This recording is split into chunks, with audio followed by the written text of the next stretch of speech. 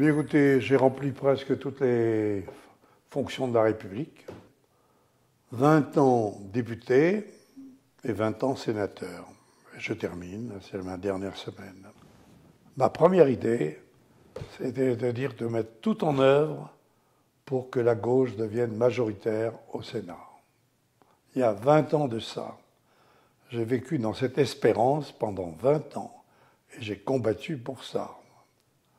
Et finalement, ce grand jour est arrivé.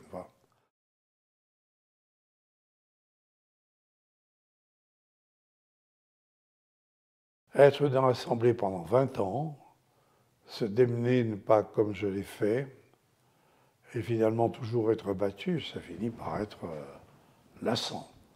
Alors j'ai donc accueilli avec soulagement et joie l'arrivée de la gauche au pouvoir au Sénat, dans une majorité nouvelle. Ouais, sans doute. J'aurais bien continué. Hein. J'ai des regrets, mais je fais aussi raison garder. J'avais tellement rêvé que la gauche puisse l'emporter au Sénat, et par conséquent de travailler au Sénat dans un autre contexte que celui qui a été le mien pendant 20 ans. Évidemment, je les comprends comme ils essaient de considérer que c'est à peine une défaite, si, c'est une lourde défaite pour eux. Qu'ils fassent comme nous, hein, c'est-à-dire qu'ils ne désespèrent pas, parce que l'opposition, c'est son rôle, quoi.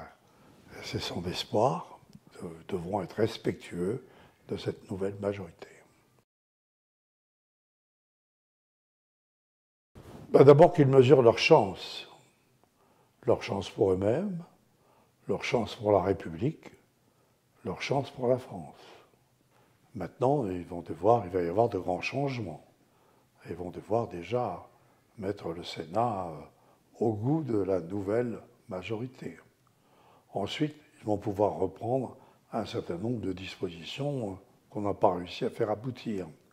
Mais je dois dire que la pleine mesure de cette nouvelle majorité au Sénat pourra être donnée lorsque, en 2012, je l'espère, on aura un président de la République de gauche.